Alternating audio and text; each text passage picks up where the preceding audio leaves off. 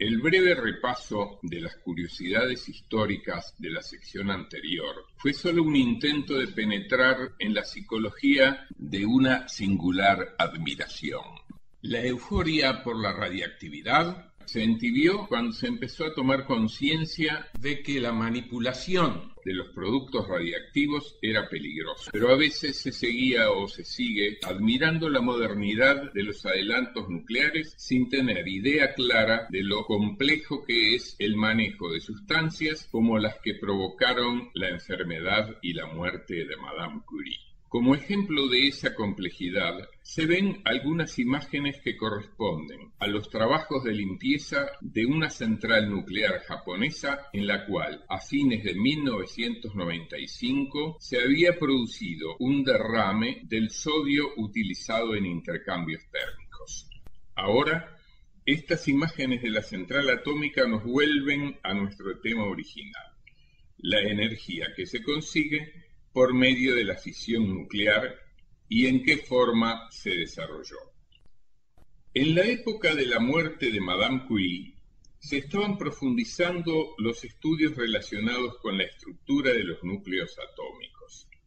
En Inglaterra se confirmó que en ellos existía una partícula, llamada después neutrón, de gran poder de penetración. Con su ayuda, las transmutaciones naturales que habían atraído a los científicos pioneros podían producirse artificialmente.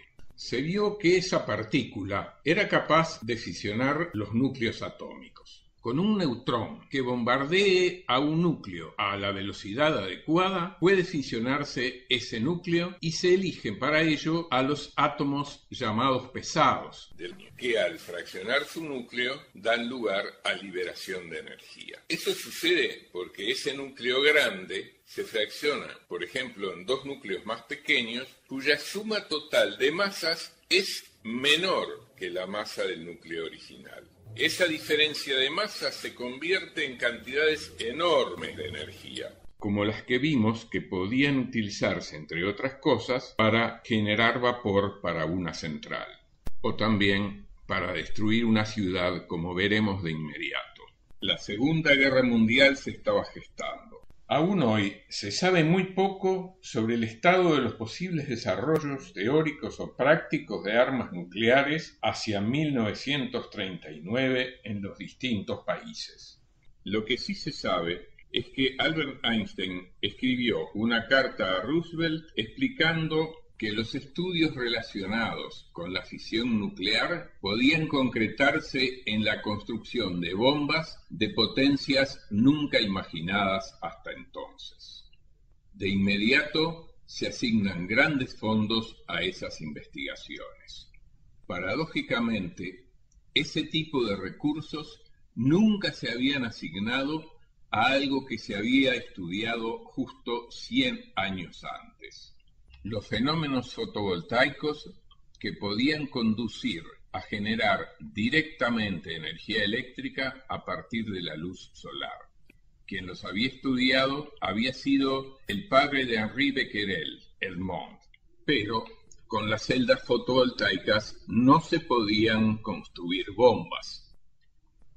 En la figura se ve una reproducción de la carta de Einstein a Roosevelt, uno de cuyos párrafos indica que con una sola bomba de ese tipo se podía destruir todo un puerto.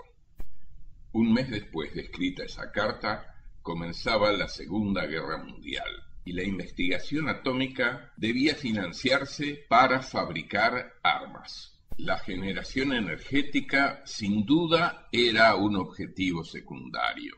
Las instalaciones para generación u otras complementarias servían, como el caso de la famosa de Oak Ridge, para enriquecer el uranio de modo de hacerlo apto para las armas nucleares. No hay duda de que eso fue lo que dio el gran empuje a los desarrollos de la fisión nuclear. Los hombres querían ganancias y los gobiernos poder. El proyecto Manhattan tuvo éxito, si es que podemos usar esa palabra para algo tan trágico. El 6 de agosto de 1945, la explosión de una bomba causó cientos de miles de muertos y heridos en Hiroshima y 3 días después en Nagasaki. Las consecuencias posteriores, sobre todo desde el punto de vista de los trastornos genéticos, nunca podrán calcularse.